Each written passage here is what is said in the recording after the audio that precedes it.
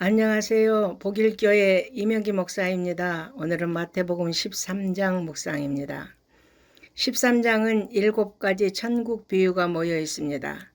그런데 예수님께서 사용하신 비유가 제자들에게는 더 깊은 깨달음을 주는 것이었지만 바리새인들과 같이 예수님의 말씀에 트집만을 잡는 자들은 귀로 들어도 도무지 깨닫지 못한다는 것입니다. 유대인들은 천국을 세상적이고 정치적인 왕국으로 이해하였습니다. 메시아가 오시면 열방을 심판하시고 잃어버린 다윗의 왕권을 되찾고 이스라엘의 영광을 회복할 것으로 믿었던 것입니다.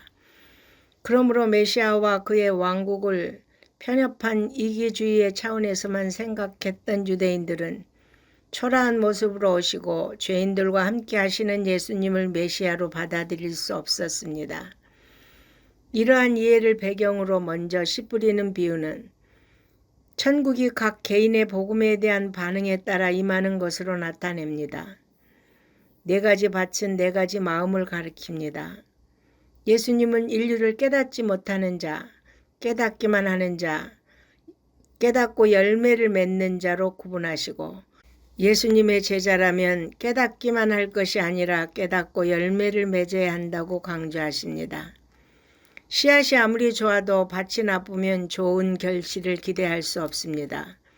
예수님은 당신이 뿌린 생명의 씨앗이 우리 영혼과 삶의 풍성한 결실이 되어 맺히기를 원하십니다. 열매 맺는 삶이 주님의 은혜에 보답하는 것입니다.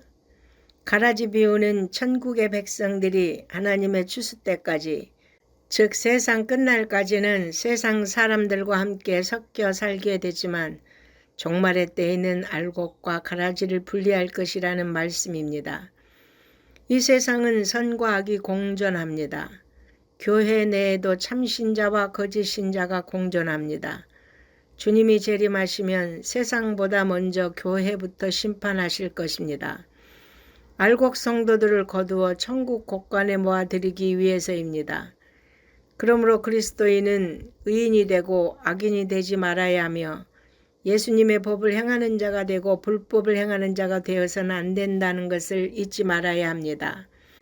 겨자씨 비유와 누룩 비유는 유대인들은 천국이 큰 능력과 영광으로 시작될 것으로 기대했지만 예수님으로 인해 도래한 하나님 나라는 처음에는 작고 하찮은 것에서 출발하지만 점차 크고 위대하게 될 하나님 나라임을 말씀합니다.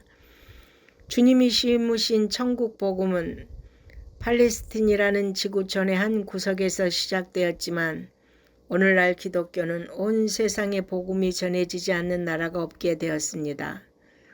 우리의 삶도 시작이 미미할지라도 하나님의 함께 하시면 위대한 삶의 주인공이 될 것입니다.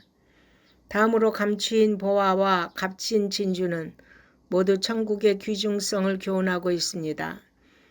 감추인 보화 비유는 천국이 감추어져 있으며 개인이 추구해야 하는 것임을 가르치고 있습니다. 값진 진주는 천국을 얻기 위해서는 다른 모든 가치들을 포기해야만 얻을 수 있다는 것을 강조합니다. 여기 등장하는 사람들은 보화를 자기 것으로 만들기 위해 전 소유를 팔았습니다. 즉 천국은 모든 것을 바쳐 소유할 만한 가치가 있으며 그렇게 하지 않고는 소유할 수 없음을 말씀합니다. 마지막으로 그물 비유는 아직 완성되지 않는 현재적 천국에서는 의와 불이, 의인과 악인이 섞여 있을 수밖에 없으며 이들이 완전히 분리되는 것은 마지막 심판 때에 이루어진다는 것을 가르쳐 줍니다. 예수님의 7가지 비유에 담긴 교훈의 핵심은 천국의 비밀이 아무나 깨닫고 얻어지는 것이 아니라는 것입니다. 하나님 나라를 얻기 위해 사모하고 예수님의 마음을 갖고 겸손히 순종할 때 임한다는 것입니다. 많은 성경 지식을 가지고 있어도 그 천국의 실제를 누리지 못할 수 있습니다. 지금 현재의 우리의 삶이 천국을 누리는 삶이 되도록 날마다 말씀과 기도로 주님의 뜻을 깨닫고 행함으로 100배, 60배, 30배 열매 맺는 성도가 되시기를 바랍니다. 아멘.